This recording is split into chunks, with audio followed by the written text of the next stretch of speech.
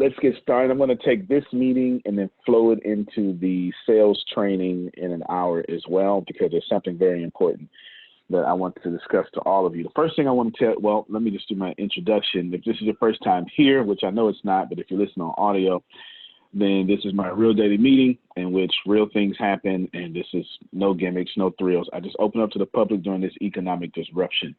But this is me running my company. Every now and then, you hear me do a lot of stuff. Set a course for the future, set a course for the super future, set a course for the near future, even correct things in the present so we don't have these things. And I'm going to do a tad bit of both of them today. If you are here listening to me right now, do yourself a favor. If you love someone, this is not a private meeting. If you love someone, if you have a business partner, feel free to share them this information so they can be a part of this too. Okay? That's totally up to you. You're not being sold anything here. You're not being funneled. You're not being sold. I have no intentions on ever selling you. This is just me adding value, but that may be something you want to do because we are all connected and separation is an illusion. Grace, did I make that clear? Very. Outstanding. All right. The first thing I want all of you to do, I'm talking to everybody, but I'm talking to my team. My team. And I don't care if you're Phyllis Susan or Deanna, Grace, or Reggie, or Law, or Satish. I'm telling you, the first thing I want to cover is you need to release yourself from the need of money, period. You need to get that in your head. You may not like me saying it. That's going to come up too. But you need to absolutely release yourself from the need of money. I want to replace that with something else. Instead, write this down. Know that you are a magnet to money. You see what I just did there? So while you perceive that to be negative, that is not what I said, nor is that what I ever do. You need to receive that you are a magnet to money. Stop playing, okay? Stop. We are too far, too close, and poverty cannot travel with us. Here's how it works when you're super successful. When you're super successful, when you have the awareness of Reggie or Grace or Deanna or Phil and Susan or Satish, you can't see stuff no more. That's wrong, because all your stuff is this big, just like mine. You don't have big changes anymore, Reggie. You don't have them. Your awareness is too high. You got stuff the size of my fingernail. And there are now blind spots from me all the way to you. It is why people need a coach. It is why you should always be asking Grace, how did you feel about that conversation, right? It's why you should always be asking Reggie, hey, what is your outlook on this? Because you can't see your blind spots. You can't. And the higher you get in awareness, the smaller those blind spots are, and the more they're in your blind spot. Nobody listening to me that's on my team have big changes to make. If you think that's the case, you're wrong. All your changes are millimeter changes. They're not even centimeter changes. But when you get so high, millimeters make a big difference. A big difference. Millimeter changes. They're that small. Big math, sir. Yes. The changes you need to make are millimeters. Do they matter? Yes and no. If you're thinking with your old you brain, then no, it doesn't matter. And I'm just tripping. The truth. If you want me to look at you, but look what I've done, or I'm always doing what you say, or then I'm wrong. But if you want to go to where you told me you want to go, then I'm right. It just depends on how you look at it. If you want to be right, then I'm wrong. If you want to be free, then I'm not wrong. It just depends on you. Ask yourself these series of questions. I ask them every day. I did not make these questions up. These are questions that I have copied and pasted in my personal notes. I am telling you that if you desire to figure out how in the heck do I consistently push myself, I have a series of questions that I ask myself. Now, I have 3 questions for my life, but I have a series of questions that I ask every day. I'll copy and paste them to you in this chat. This is how it's written down on my personal note. I didn't make this up. I do this every day. Every day I talk to Reggie, I ask myself these questions. Actually, I do it every 10 minutes, to be honest with you. But you would have to read a 2014 book called Keep Walking to figure that out. Ask yourself, what value am I bringing to this team consistently? I ask myself that every day. I do not take for granted that I am the CEO, and I'm an active CEO, which makes me COO, which I'm constantly stepping on Deanna's toes, always. Since I am an active CEO, I am consistently stepping on Deanna's toes. It's the truth. Am I lying, Deanna? No. Okay. So if you think that I stepped on your toes, you have no idea. Deanna's in the hardest position because I'm an active CEO, which makes me a COO, and I am consistently every second of every day stepping on her toes, and it's a fine line I have to walk, and it's a fine line she has to walk. She is always on pins and needles. It's not fair, but I'm an active CEO. It comes with the territory. And so we both have to make a consistent change every day and lose. I ask myself every day, what value am I bringing to Reggie? How often am I thinking about Reggie's situation? How often do I remember the 20th of every month? How often do I remember Grace's birthday? How often do I remember Don's birthday?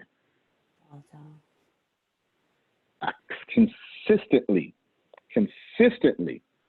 have to ask myself, do you remember Phil's birthday? You missed Susan's birthday last year. Someone had to post it. Did you log it into your memory? How well do you know Team 2030? Every time they post, are you looking? Are you caring about Team 2030 as much as Satish is? I do this every single day. Every single day I do this. I have to. There's a huge section of today's meeting just for Team 2030, if I get to it. I have to. I have no choice.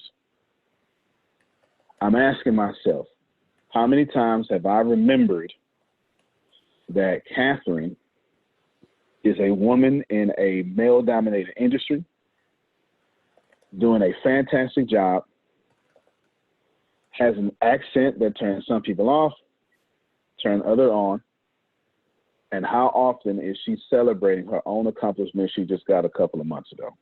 I'm asking that every day. I can assure you, I think about Catherine's accomplishment just as much as she does, or almost.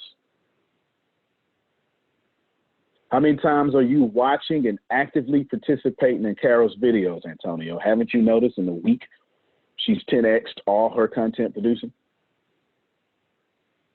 Which videos are you sharing? The ones that benefit you or all of them? How long does it take Law to commute to his travel? How many times are you going to see that the more Chris does better, the more his city pushes back at him? I'm watching. I'm watching. I have to do it every single day. Do you do that for this team? Because I am. This isn't an awareness conversation. This is an accountability conversation. Do you do that for this team? Wasn't talking about me. I'm just putting myself in the dirt before I throw you in it. So now we're both in the dirt. Is that fair? Before I make you dirty, I'm dirty first. Is the value I'm providing? Because of course you said, yes, I do provide value. That's why I put the word consistently in there. Because see, I like to lie to myself, Grace. I can't wait. I can't freaking wait, Reggie, to lie to myself. I cannot wait. And if you be honest with yourself, you like to lie to yourself too. That's why I throw these little words in there on purpose, consistently. Then I gotta say, all right. How many? It bothers me. Y'all don't even know this.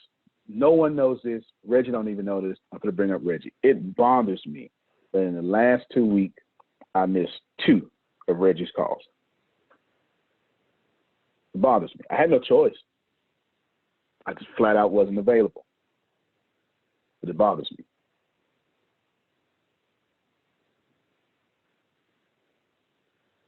If you're not thinking of your company, your team members, or this team in that manner, you're not thinking well enough. That's just the way it works. That's what leaders do, and every last one of you in the leadership positions. Then ask yourself, is the value of this company, are you growing in the value of this company? And are you growing with me? And that's important. See, I have to ask myself, am I growing with Reggie? But do Reggie ask, and I'm just using that as an example, is he growing with Antonio? You're going to have to ask that. You cannot be led in an organization and not grow with that leader.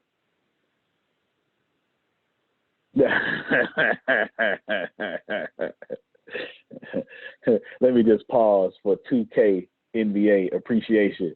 Reggie sent me a message. I've exposed him. As soon as I get down there, I'm going to beat your face in on this NBA 2K. So you growing in everything but that area. Yeah. You don't want to rematch me. I understand. I got you. I got you. I'm going to beat his face off. I sure am. Sure am. With beat him with the, I don't even know, with the Orlando Magic. That's what I'm going to do. I'm going to pick the Orlando Magic and beat his face in. I don't even know who over there no more. I don't even know. Are you growing with the leader? Satish, talking specifically to you now. Are you thinking about Team 2030 that way? I'm not saying you're not. I'm just charging you to do so, okay? I'm not saying, I'm not putting nothing on y'all, but I am charging you with discipleship, basically, okay? Are you thinking about them, and then are you making sure they grow with you? Nothing is worse than having a leader outpace his team. Nothing is worse than that. Trust me, you are taught, and by you I mean second person plural, y'all are taught, Texas taught, that you're supposed to outgrow your team. You're supposed to outwork your team, yeah, but you're not supposed to outgrow them significantly. You understand what I'm saying? You can't do that. Buddha did not significantly outgrow his disciples, nor did Jesus, nor did Muhammad. You cannot have disciples if you're intentionally outgrowing them. It's impossible. And if you don't have disciples, when you die, your movement dies with you. Fair enough? It's the whole point of disciples. I don't want my company to die with me, and you shouldn't be thinking that way either. Not following me. You're in the wrong place if you are. Right? Not following me. You can see the rest of the questions there. How consistently do I do what I say in life, in this company, and for myself? How often do I instantly reject information? Because I have fears of poverty and criticism. Now, right here, I'm going to share my screen. I hope that this information finds you right between the eyes. It is not my intent in this information to be nice. I'm not going to say anything. It is my intent to read what Napoleon Hill said about the fear of poverty and the fear of criticism. Napoleon Hill had no intentions on letting law make it. Didn't care if law was chocolate or not. When he got to this section, Napoleon Hill acted like the Apostle Paul. He started pastoring. There are two fears that I see gripping the immediate people around me. Now, I don't mean, and I'm talking about everybody. Everybody. Everybody. And it's not our fault. It's not your fault, not my fault. But you should listen. The fear of poverty. There can be no compromise between poverty and riches. It's the only thing I'm going to explain right here. You're either on the road to poverty or on the road to riches. There is no in between. All your pretty words, don't fix that. The rest, I'm just going to read from Napoleon Hill. The two roads that lead to poverty and riches travel in opposite directions. If you want riches, you must refuse to accept circumstances that lead towards poverty. The word riches in here is used in the broadest sense, meaning financial, spiritual, mental, and material estates. The starting point to the path that leads to riches is desire. The fear of poverty, without doubt, is the most destructive of the 6 basic fears. It has been placed at the head of the list because it is the most difficult to master. Considerable courage is required to state the truth about the origin of this fear, and it's still greater courage to accept the truth after it has been stated. Here are symptoms of poverty. Ask yourself if of the fear of poverty. Ask yourself if you have any one of these: indifference, indecision, doubt, worry, overcaution, or procrastination. Indecision, indifference, doubt, worry, overcaution, or procrastination. What's indifference? Commonly expressed as a lack of ambition, willingness to tolerate poverty. Are you being patient? Because I'm not. I said, you know what? I'm sorry. I said I wasn't going to comment here. Willingness to tolerate poverty. Acceptance of whatever compensation life may offer you without protest. Mental and physical laziness, lack of initiative, imagination, enthusiasm, self-control. Indecision. What's that? The habit of permitting others to do one's thinking. Staying on the fence. Doubt. Generally expressed through the alibis and excuses designed to cover up, explain away, or apologize one's failures.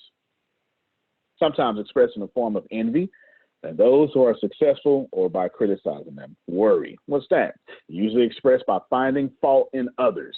Tendency to spend beyond one's income, neglect of personal appearance, scowling, frowning, intemperance, and the use of alcoholic drinks, sometimes through the use of narcotics, nervousness, lack of poise, self-consciousness, and lack of self-reliance. Overcaution, the habit of looking for the negative side in every circumstance, thinking and talking about the possible failure instead of concentrating upon the means of succeeding, knowing all the roads of disaster, but never searching for the plans to avoid failure, waiting for the right time to begin putting ideas or plans into action until waiting to becomes a permanent habit, remembering those who have failed and forgetting those who have succeeded, seeing the hole in the donut, but overlooking the donut. Pessimism, leading to indigestion, poor elimination, auto-intoxication, bad breath, and bad disposition. Procrastination. What's that? The habit of putting off until tomorrow that which should have been done last year, spending enough time creating alibis and excuses to have done the job. This symptom is closely related to overcaution, doubt, and worry. Refusal to accept responsibility when it can be avoided. Willingness to compromise, rather put up a stiff fight. Compromising with the difficulties instead of harnessing and using them as stepping stones to advancement. Bargaining with life for a penny instead of demanding prosperity. I can't commentate, so I'll repeat that. Bargaining in life for a penny. bargaining in life for a penny instead of demanding prosperity. I started the meeting off like that. Opulence, riches, contentment, and happiness. Planning what to do if and when overtaken by failure, instead of burning all bridges and making retreat impossible. Weaknesses of and often total lacking self-confidence, definite of purpose, self-control, initiative, enthusiasm, ambition, thrift, and sound reasoning ability. Expecting poverty instead of demanding riches. Association with those who accept poverty instead of seeking the company who demand and receive these riches. That is Napoleon Hill explaining the fear of poverty. If any of that, stop my screen for a second. If any of that you do any time of day, you walked yourself off of prosperity to the road to poverty. There is no compromise. Do you understand?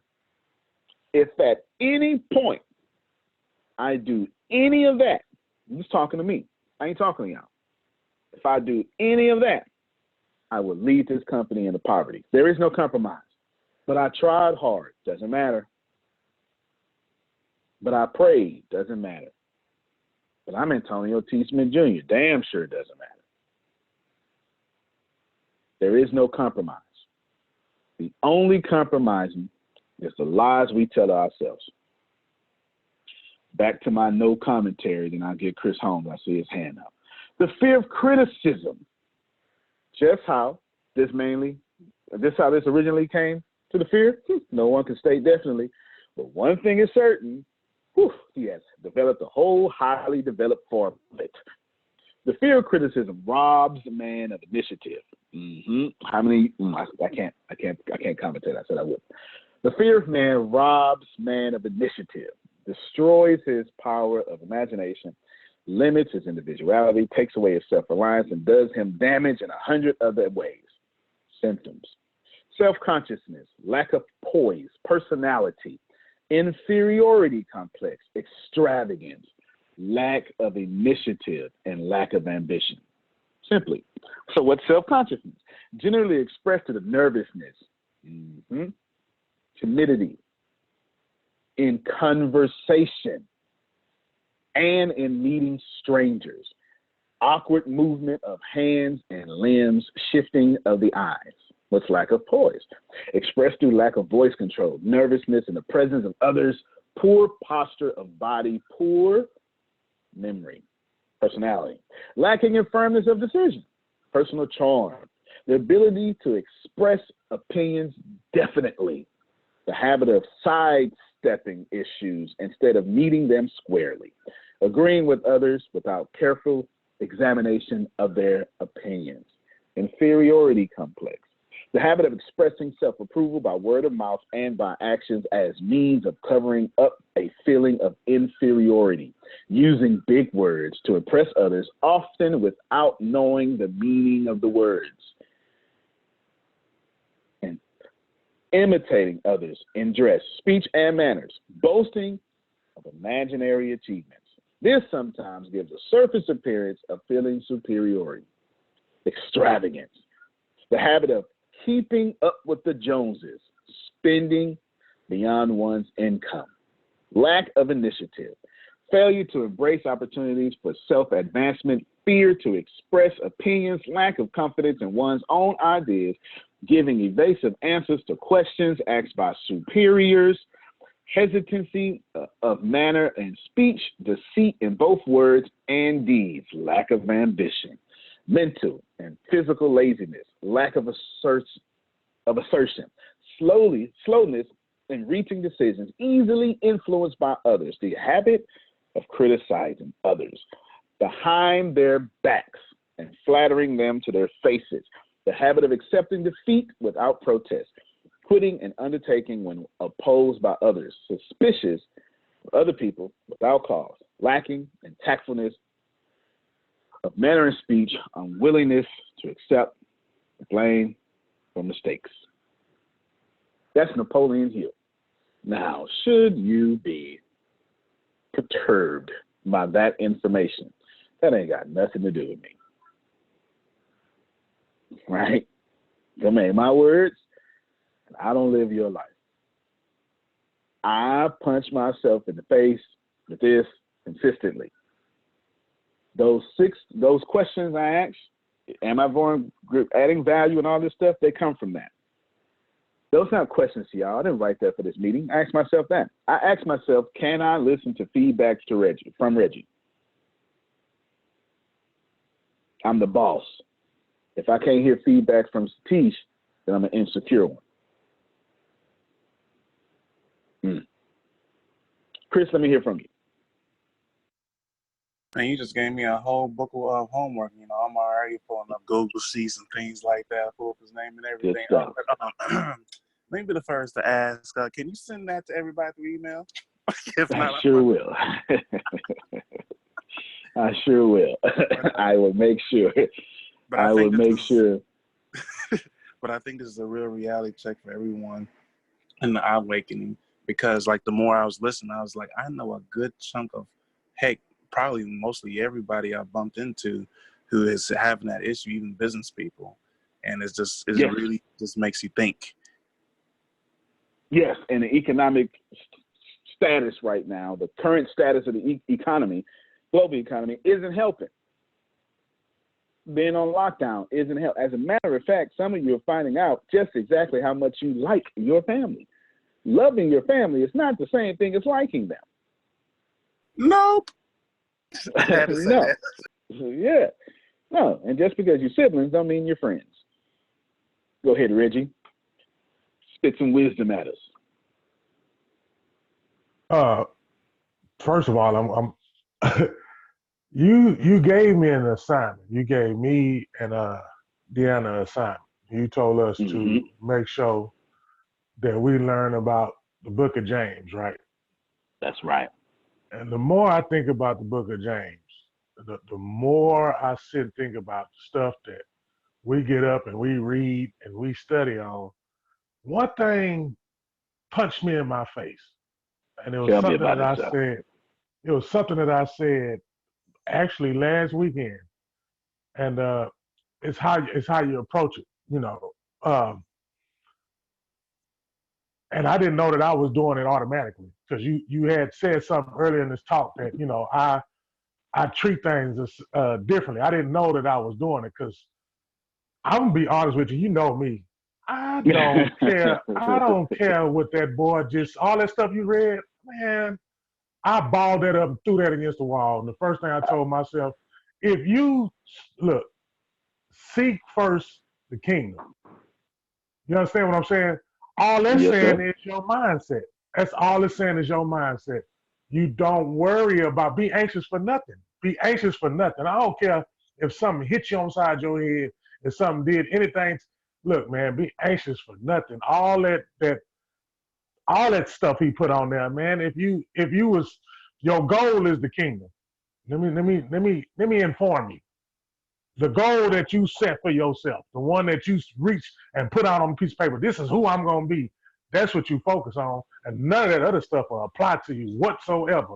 It'll never apply to you, period. You won't have to worry about the money. You won't have to worry about none of that. Because if you're doing something, how you gonna hear somebody if you're talking? That's a fair point. So how you gonna, if you focusing on something, how all that other stuff that he just said is gonna apply to you? If you focus on your goal, correct? That's your goal, ain't it? That's it. I'm gonna cut it off. No, you're doing just fine. You're doing just fine. You're doing just fine. I appreciate that excited me. That just excited me. I'm excited. It should have. It should have. And good. I'm glad. And I'm looking out. I'm observing. This is affecting everybody. And listen, at no point am I telling you, I'm not going to let you exempt yourself, because I don't exempt myself from anything. Because for me, it's not for me. Objectively, there is no such thing as bad news. Objectively. There's no such thing. It doesn't exist. It's energy. Once it gets into my brain and gets filtered through my auto-suggestion, I then make energy bad news or good news. But the universe never sent me bad news. I make it what I think I deserve, I want in my life. And I'm going to say this.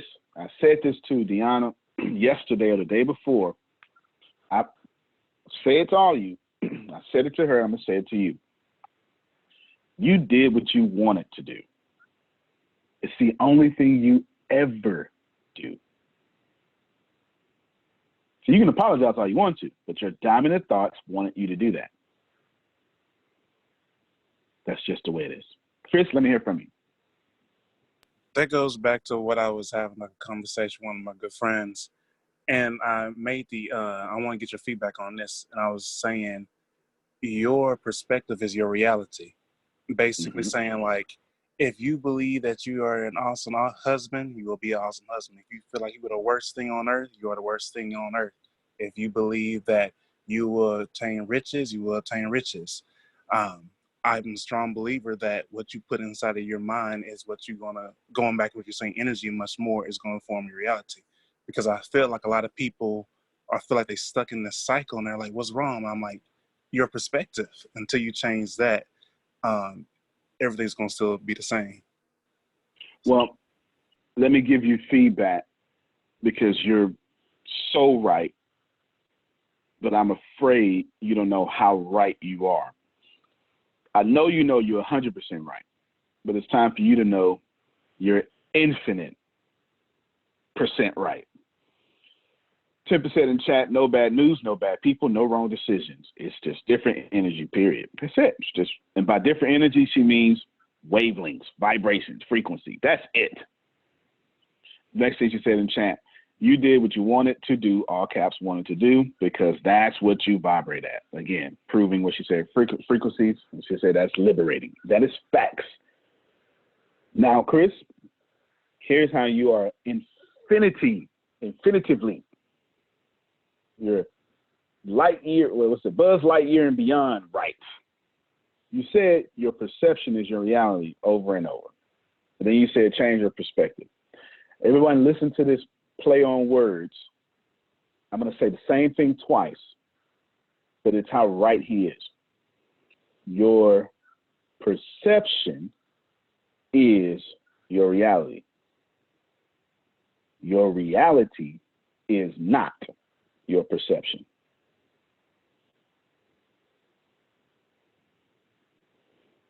Your perception is your reality. Your reality is not your perception. Or you can say perspective, either one, they're the same thing, just different tense of the word. I'm going to say it again because I'm going to end with the way Chris ended. Your perspective, I'll say it this time, is your reality. Your reality is not your perspective. I'll explain in a second. Then Chris ended with change your perspective. That's where you were right beyond what right is. You were matching the right of right, the source right. Here's why. Y'all are misunderstanding the law of attraction or just what the heck is going on. Let me clear this up for you. Your outer world should have no difference on your mood. Your reality should not dictate your perception. Your lockdown status should not dictate your wealth. Nothing in reality should come back to you and change you. It can't. Why? Because your perspective or perception, which matches your vibration, because you're only going to ever see what you vibrate at, goes out and finds its equivalent. You're not getting back what you deserve. You're not getting back what they messed up the world with. You're getting back what you want in your dominant thoughts. So if you want something different, do the last thing Chris said. Change your perspective. It is that simple. If you let it, how many times y'all have heard me say, it's the best time alive? I am almost aroused at what's going on in the economy. It's almost to the point to where I probably need to be checked. I'm so excited. And y'all haven't seen me not excited. I have been talking about this economic disruption as if there is gold on the ground. Because that's exactly what I think. In my head, I will be a billionaire when this is done. And there's nothing any of you can do about that. Because I've been telling myself this since 2008. I've got 12 years of energy on this. I'm not even afraid of death at this point because I got too much energy on I have to die after a billionaire because that's what I'm creating. My perception said, oh yeah, I'm black. I don't care. Everybody come follow me. I don't care. Come. I'm young. It ain't bother me. I'm never bothered that I'm young or black or rough around the edges. That ain't stopped me. That ain't stopped one book from being sold, one class. It don't. Because in my head, I don't care. And I only attract the people who don't care.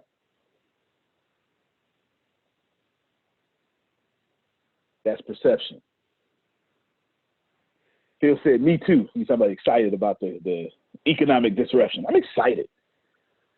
Tippett said, if you are not grateful pre-pandemic, oh Lord, you are struggling now. Just shift. Facts. I told Grace and Reggie this on the phone yesterday, that before I had everything, do you remember the rest of that statement, Grace? I said it so fast. Before you had everything, you were, I can't quote you, but you were grateful for who you were because you saw. Almost. You took all my cuss words out. I said, okay, because I cussed when I said it. I said, before I had everything, I fucking thought I deserved everything, is what I said. Exactly like that. I want y'all to process this. Poor, in the hood, fresh out of a trash can, aging out of CPS custody. I started at 16, and I said, I'm going to make six figures. I had no idea what the hell six figures was. I just heard it somewhere. 18, I had that.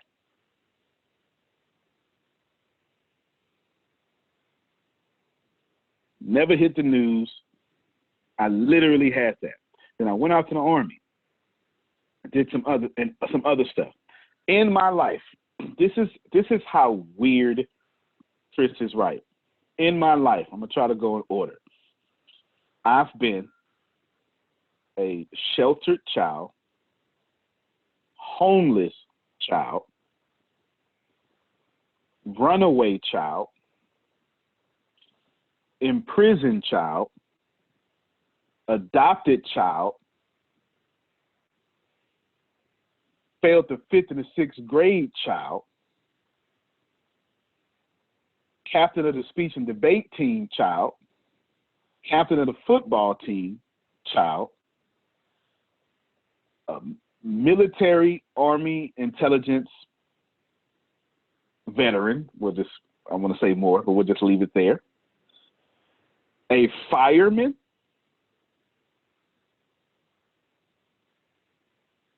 Can't say that. A soldier.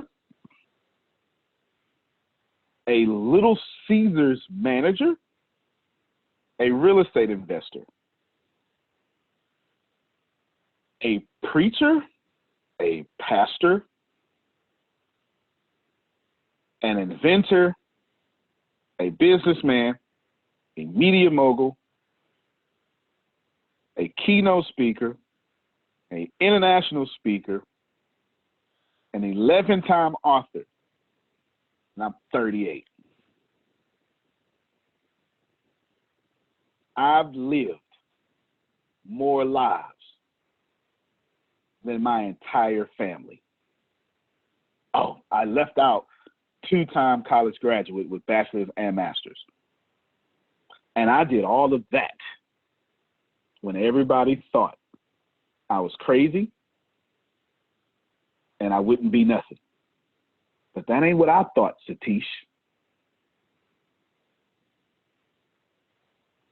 Change your perspective. Chris, let me hear from you. You know, when listening to this, like the first person I'm going to use a boxer that came to mind is Muhammad Ali. Because during a lot of interviews, I pay attention to like details. Way before he even became like the big icon we know, he was telling people in the press, I'm the greatest of all time. I will be the greatest. Thanks. Multiple times. And then I'll go even towards the present day of like, let's say, I know some people may not like him. Even Mayweather even said like, I'm the greatest, you know, I'm undefeated, you know, the same kind of energy and vibes and much more. Is like, if you really want to get to that point, you have to honestly believe and demand it, like you were all saying. But one thing that I see that's happening a lot is we all want to be great and be icons and much more. But I think something in our growing up screwed us up, because when we start saying that to the wrong people, they're like, why you aim so high? Like, oh, that's silly, or that's dumb. And like, you know, all the criticism, and it kills that fire that should have been burning to help us get to that point. But I agree with everything, but I think that's a big issue that I'm speaking for all of us that we face while trying to get to that point, because while growing up, we've been told to settle for less or settle for this because they thought, keyword, they thought it was impossible or silly. No doubt. Two things I say to people. That one often rubs them the wrong way. Two, then liberates them right after I rub them the wrong way. The first thing I say is that if you don't like your life, everybody in your life is suspicious. Everybody. It's the first thing I say. And I often say it to people in phase one, that's something internal around here. If you don't like where you are in life, everybody in your life is suspicious. Everybody. No matter who it is, your mom, your spouse, no one is exempt. They're all suspicious. Why? Because they let you not like your life. You vibrated at the frequency of not liking your life, and they co-created that with you. They're suspicious. Then I say, it always rubs people the wrong way. It doesn't stop the fact that it's true. It just rubs you the wrong way, because you can't waking up adults is a violent game. It's very easy to wake up children. Wake up adults is very violent. You pay for that. You pay for that in violence every time you wake up an adult. Once you get past a certain age, the system just kicks back at you violently. So if you don't like your current life, everybody in your life is suspicious. Now, that doesn't mean we're not talking about morality. They're just suspicious for your next level. It means you can't take them to your next level. You must get to that next level and come back and get them. You can't take them with you. I just freed somebody. You can't take them. Okay, good stuff. You cannot take them with you. The second thing that I say right after that, that liberates them, is very simple, Chris. And I want to liberate you right now because I'm watching all your posts. I see all your posts. I even see the funny ones. Check this out. Unmute your mic, Chris. I want to talk to you directly. I'm going to liberate you, and I hope y'all receive this as I liberate him. Got it. You ready, Chris? Yep. Nobody in my entire experience that is doing better than me and making more money than me ever told me I'm doing too much. Let that free you.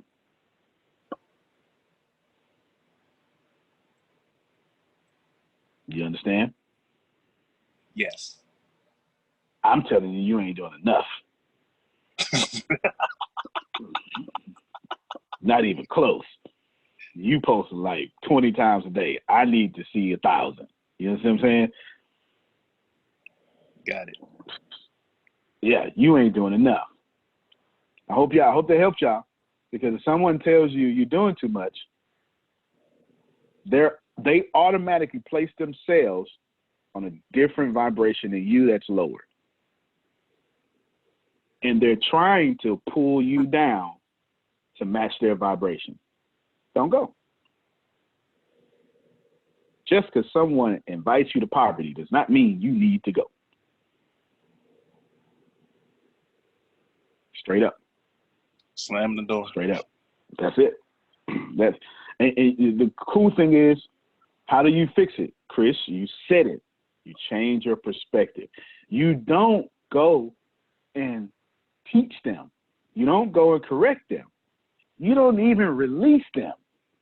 That's just all coach talk. That's just us saying stuff so you can catch it. You just look in a different place. That's really what it is. You just turn your head. Stop talking to people that make you feel bad. How about that? It's one of the first things that I did.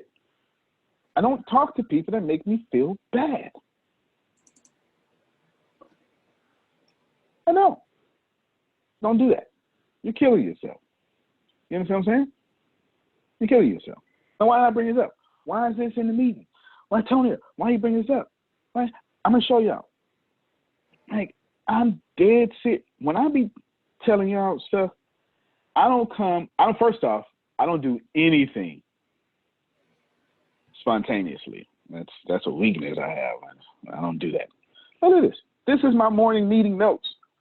It literally tells me read and share screen. And I got all this. I'm just here. I'm just here. I just did this. And then, I'm telling you, I ain't making this up. This ain't no bully pulpit. Why am I bringing this up? Because we too close. We too close. We too close for you to have a meeting with me about some poverty stuff. We are. If you have what it takes to pay $120,000 in bills in 60 days, then by all means, let's have a meeting. By all means, let's roll. If you don't, then have a different kind of meeting. Have a prosperity meeting. Find your place in the co-creation of this experience.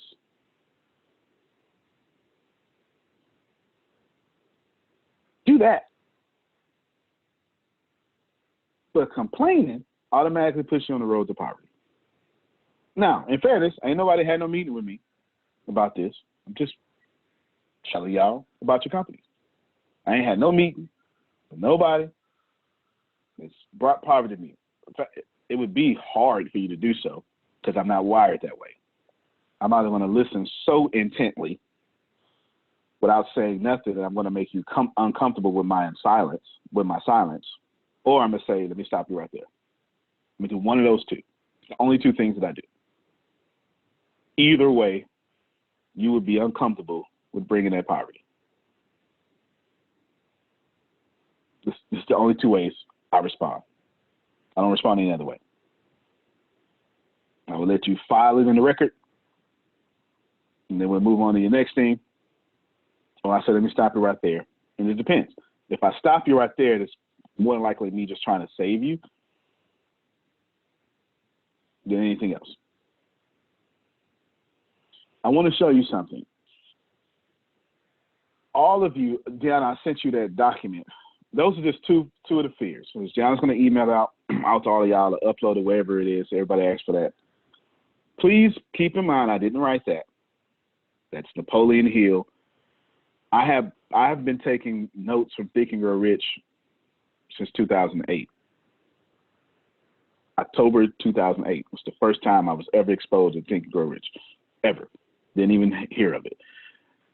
Because poverty, right? Poverty. I was taught, anyway, Reggie kind of brought it up. You know, if it wasn't in the good book, you don't need it. You know, that's what I was taught, not knowing that the good book is everywhere, right? Michelle, let me hear from you. Good morning, everybody. I'm sorry. Good morning. Have you heard of a show called Cash Cow? Have I read that book? Because you were kind of breaking up at first. Yeah, I have it on a video, or was a disc, a CD.